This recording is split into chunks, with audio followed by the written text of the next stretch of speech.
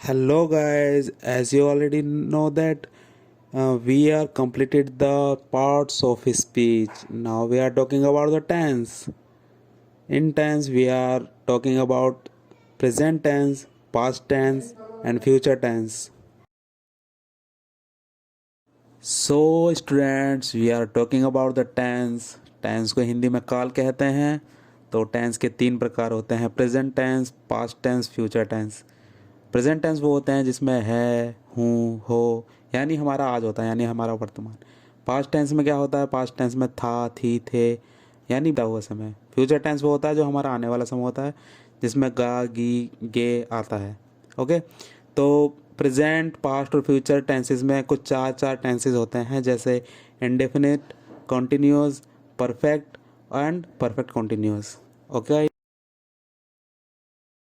So students, let's be talking about the present tense यानी वर्तमान काल, जिसमें हम प्रेजेंट इंडेफिनिट टेंस के बारे में बात करेंगे। उसकी पहचान क्या होती है? सबसे पहले तो हम देखेंगे उसकी पहचान ये होती है, जिस वाक्य के अंत में ता है, ती है, ते है, ता हूँ, ती हूँ आदि आता है, वो प्रेजेंट इंडेफिनिट टेंस कहलाते हैं। इसमें जो सिंपल रूल होता है, सिंपल टेंसेस के जो रूल होते हैं वो रूल होते हैं सब्जेक्ट प्लस वर्ब की फर्स्ट फॉर्म प्लस एस या E S plus object. Subject यानी कर्ता होता है जो काम करता है, वर्ब यानी क्रिया जिसमें सारे काम आते हैं, जैसे खाना, पीना, रोना, सोना, धोना आदि, और लास्टली आता है ऑब्जेक्ट जिसमें जिसके लिए काम किया जाता है। ओके, सो स्टूडेंट्स, आज हम इसमें कुछ जानेंगे, जैसे प्रेजेंट इंडेफिनिट टेंस में आई का यूज़ कहाँ कहाँ होता है। जैसे आई का मैं में होता है, मैंने में होता है। वी का यूज़ होता है हम, हमने। दे का यूज़ होता है जिसमें वे आ जाए, ये आ जाए, वो आ जाए, उन्होंने आ जाए। एंड यू का यूज़ होता है तू, तुम, आप, अपने, तुमने, इनमें होता है, क्योंकि ये सब होते हैं प्लूरल होते हैं जो कि बहुवचन कहलाते हैं। उसमें एस या इस का यूज़ नहीं होता किसी भी वाक्य में। लेकिन जिसमें ही, शी, इट आ जाता है, यानी ही को बोलते हैं वह, यह, ये, वो, उसने। शी में भी सेम यही यूज़ होता है जो ही का यूज़ होता है।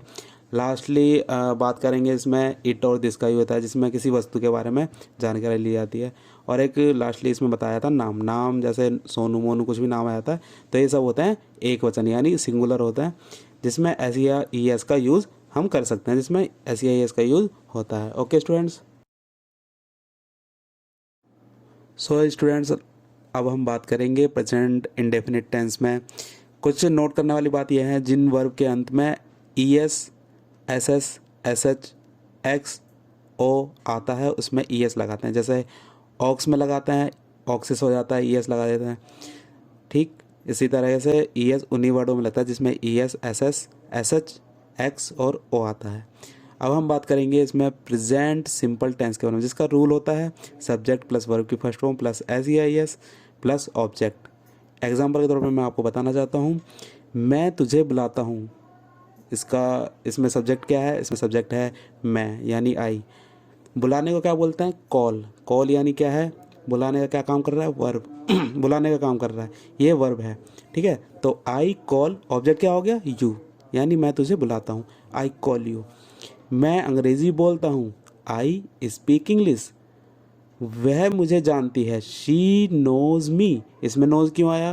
क्योंकि मैंने बताया है कि यहाँ पर ये सिंगुलर है और सिंगुलर में एस ई आई एस का प्रयोग होता है।